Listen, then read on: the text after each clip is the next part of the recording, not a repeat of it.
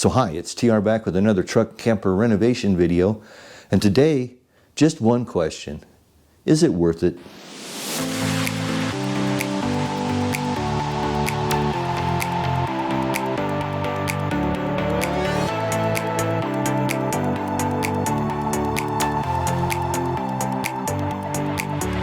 This question has come up a couple times since I started running the truck camper renovation series, and it's a question every DIYer has to ask himself before you ever start a project like this, or any project for that matter, and that is it worth it? I've said this before in other videos that I've made. The first question you need to ask yourself is, do I have the skill set? Do I have the tools? Do I have the wherewithal, etc., to do a project? And if the answer is yes, well, then you've kind of covered the first hurdle. The next one is, do I have experience doing it? This isn't always an unsurmountable obstacle, especially in the day of YouTube, which is partly why I make my how-to videos. My hope is that as I'm sharing, and sometimes learning right along with you, how to do something, that you'll be able to do it yourself and save a ton of money. I've been making RV how-to videos now since 2017, and there's probably 70 of them or so on my channel already, around my Class A motorhome that I owned for years. Like everything, an RV requires maintenance, and so there's just a lot of stuff you end up having to do over the years as you own your RV. The second thing is, let's talk about motivation. Why do you want to do the project? Is it just to save money? Somebody accused me, oh, you just needed content. Well, yeah, I needed content, but there's a reason for my madness. And let's talk about that for just a minute. I've been talking about doing this for probably 3 years. As I traveled around in my Class A, I was extremely limited on where I could go. And so I wanted to buy a smaller outfit that could get me into smaller places, it would be easier to maneuver, and more of an expedition type vehicle, something I'm not going to live in full time. Not that you can't live in an RV or a truck camper full time. There's people on YouTube that are doing it. But that's not my motivation. My motivation is to get out for a week or two, maybe take off for a month in the winter, something like that, and just enjoy getting away from the cold and the snow, or getting to some of my favorite fishing spots and being able to stay. You know, a lot of times you drive, it's 60, 70, 80, 100 plus miles. And if it's 100 miles, it'd sure be nice to be able to just stop, set up a quick camp, have a quick meal, get a good rest, and then get up and go do fishing or whatever it is you want to do. As many of you know, I'm a photographer, and so that will greatly figure into a lot of my expedition traveling. I still haven't answered the question, have I? Is it worth it? Well, let's talk about it in dollars and cents. I'm deep enough into this now, I've got all the skin off. You'll be seeing those videos in the near future, but I've got all the skin off. I've assessed where the problems are. And in reality, if I look at just the materials, if I'm into this 1,500 bucks, 2,000 max, I'm happy, okay? That's nothing. I was looking at truck campers and had been for quite a long time, and you know, anything 15 years old or newer was at least $7,500 or more expensive. And in fact, some of these truck campers, you know, the big whiz-bang 10.5 footers with slides and, you know, massage chairs that rub your neck and tell you they love you, you know, they're $30,000, $35,000 plus for a truck camper. And I didn't see myself spending that kind of money on something like that. So I was looking for a bargain. And as I mentioned earlier, I've been talking about this for a couple, 3 years now.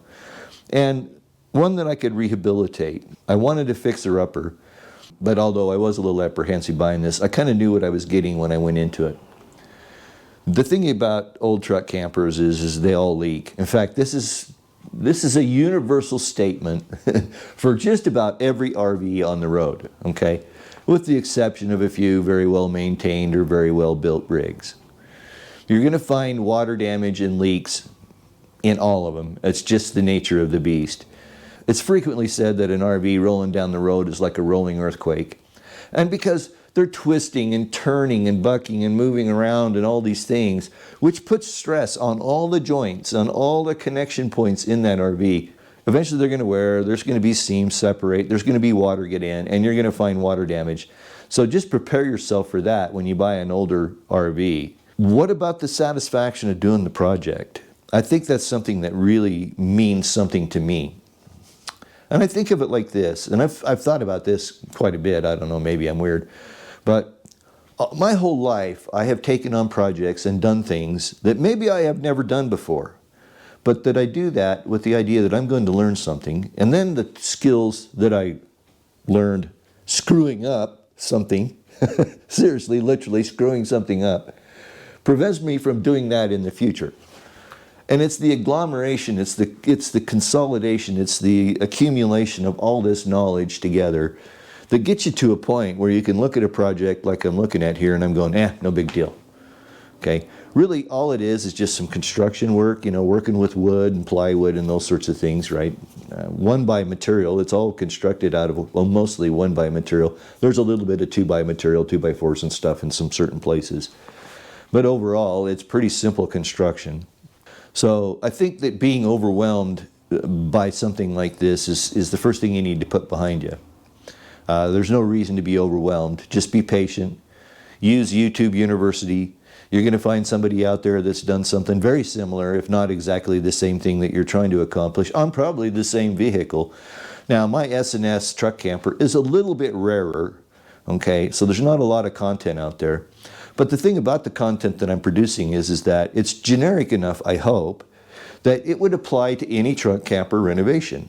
Okay, so I still haven't answered the question, is it worth it? Yes, absolutely is worth it.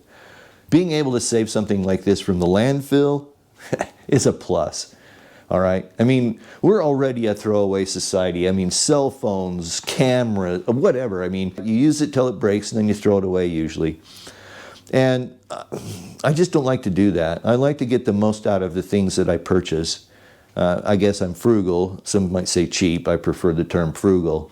But with that in mind, the satisfaction you get from taking something like this apart, putting it back together in condition better than it was when it left the factory, it's hard to measure the satisfaction you get from that. Plus, being able to jump in it at a moment's notice and just go down the road and go camping, if nothing else for just the night, just to get out of town for a night because it's too damn hot. And I live close enough to the mountains that I can get altitude real fast and find cooler temperatures within 30 minutes of my home. So that's definitely something that was on my mind as well. It's a hard question to answer if you haven't sat down and done some internalizing of what the project might involve before you get into it. If you've been watching my channel, you know that I talked about this truck camper on my live stream on Tuesday nights. Oh gosh, it must have been 3 or 4 weeks, 5, 6, 7 weeks ago now, I don't even remember. But that it was available online and I was looking at it. I went and did the inspection day. They always have a day where you can go look at the equipment or material. And I went and looked at it and it was clear that there were troubles. All right, I mean, I picked right up on that. And I kind of told myself that I didn't want to get into it. I just thought, well, maybe I can find one that's in a little better shape. But overall, the interior of this rig is in good shape. I mean, the inside, there's no water damage, except in a few corners, okay? But other than that, the interior's fine. Yeah, there's some systems that need to be worked on. I've got to work on the furnace. I'm going to, you know, rehabilitate all the windows sitting over here out of scene that I'm waving at over here. All that sort of stuff. But it's just labor. There's no real materials involved other than just your time and effort, and I think it's definitely worth it.